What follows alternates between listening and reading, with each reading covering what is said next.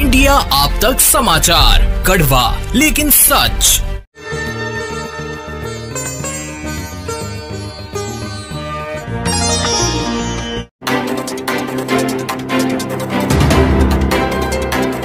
पंचवीस 15चा पूर्ण निधी काढण्यात आला आणि तिच्यावर एक पण सही नाही, सरपंचाची नाही आणि सदस्याची नाही आहे की आमच्या गावामध्ये बोगस कारभार चालू आहे सध्या। जळगाव जिल्ह्यातील जामनेर तालुक्यातील नांद्रा हवेली ग्रामपंचायतीत एक धक्कादायक प्रकार समोर आलाय। गावाच्या विकासासाठी असलेली ग्रामपंचायत आज स्वतःच्या भ्रष्ट कारभारामुळे चर्चेत आली आहे। हा भंडाफोड कुणी परक्या लोकांनी नव्हे तर स्वतः ग्रामपंचायत सदस्यांनी केलाय। मागील 2 वर्षांपासून या ग्रामपंचायतीत ग्रामसभा झालेलीच नाही। ग्रामसभा ही गावकऱ्यांना आपली मतं मांडण्याचं व्यासपीठ असतं।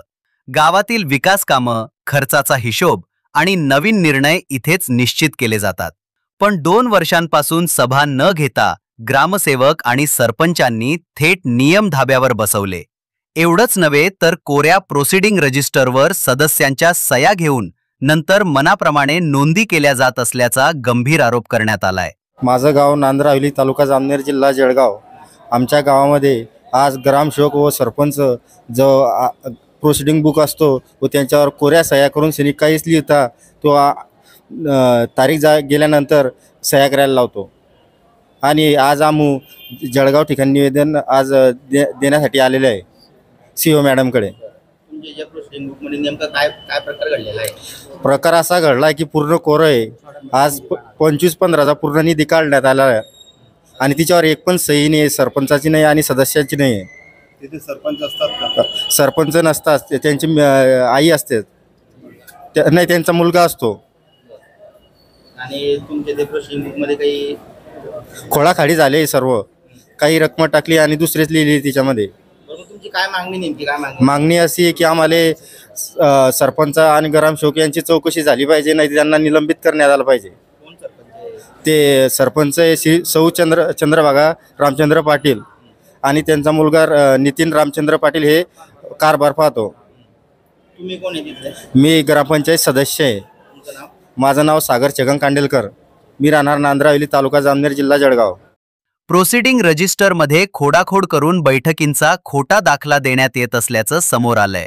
ग्रामपंचायत प्रोसिडिंग हे काय असतं हे समजून घेणं महत्त्वाचं आहे। हे म्हणजे ग्रामपंचायतीच्या प्रत्येक बैठकीचा अधिकृत पुरावा। यात बैठकीची तारीख, वेळ, उपस्थित सदस्य, चर्चिलेले विषय, घेतलेले निर्णय आणि त्यांची अंमलबजावणी याचा तपशील असतो। यालाच गावाच्या विकासाचा रोडमॅप म्हटलं जातं। जर यातच खोडाखोड झाली तर गावकऱ्यांच्या हिताचे निर्णय काळ्या कागदावरच संपतात। तक्रारकर्ते ग्रामपंचायत सदस्य सागर कांडेल आणि मंजुश्री कोकाटे यांचे पती यांनी असा ठाम आरोप केलाय की सरपंच व त्यांच्या मुलाच्या संमतीनेच प्रोसिडिंग रजिस्टरमध्ये फेरफार करण्यात आलाय। माझे नाव आहे अमोल देवीदास कोकाटे, तालुका जामनेर, जिल्हा जळगाव। आम्ही इथं माझी मिसेस मंजुश्री अमोल कोकाटे ही ग्रामपंचायत सदस्य आहे। त्यांची तब्येत बरोबर असल्यामुळे किंवा छोटं बाळ असल्यामुळे ती येऊ शकली नाही आहे, त्यासाठी मी सोबत आलेलो आहे।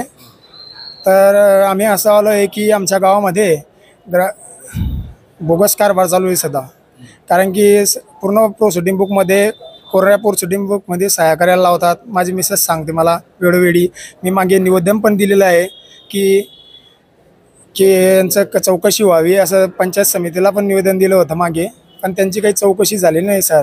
त्यांना तात्काळ यांची काहीतरी कारवाई करावी यासाठी मी जळगाव येथे आलेलो आहोत सीओ मॅडम साहेबांना भेटायला। तुमच्या गावात एखाद्या ग्रामसभा त्यावेळी सांगताना का तुमच्या 2 वर्षात आमच्या ग्रामपंचायतमध्ये दोन वर्षातून पहिल्यांदाच आता ग्रामसभा घेण्यात आली होती सर। आज घेण्यात आली होती, पण तिथं पण त्याचं दांगोळा झाला, अजेंडा दिला नाही, काहीच दिलं नाही। परस्पर दवंडी दिली नुसती आणि कोणालाच माहीत नसताना ग्रामसभा ठेवण्यात आली। ते सरपंच दबाव टाकतात का तुमच्यावर? दबाव सदस्यांवर दबाव टाकतात ते, त्यांचा मुलगा काय सांगतात? नितीन पाटील। पोलीस कंप्लेंट धमकी देतो आमच्या सदस्यांना। आज माझ्या मित्रांना धमकी देत होता की पोलीस बोलवतो, अमुक करतो, असं धमक्या देतो। तुमच्या गावातले जे तुमचं सरपंच आहे त्यांनी काही विकास कामे केलेली की नाही गावामध्ये? काय केलेले? जलजीवनची पाईपलाईन पण केलेली आहे सर, पण ही अर्ध्यात केली आहे, अर्ध्यात सोडून दिली आहे. असं खाऊन घेतली असेल त्यांनी पैसे काढून. 25-15चा निधीचं बी तसंच आहे.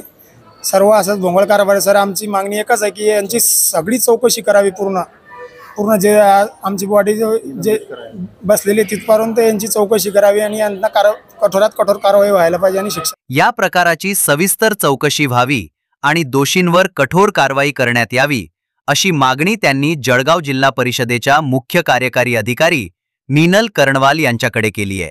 तक्रार दाखल करताना गावातील इतर नागरिकही मोठ्या संख्येने उपस्थित होते.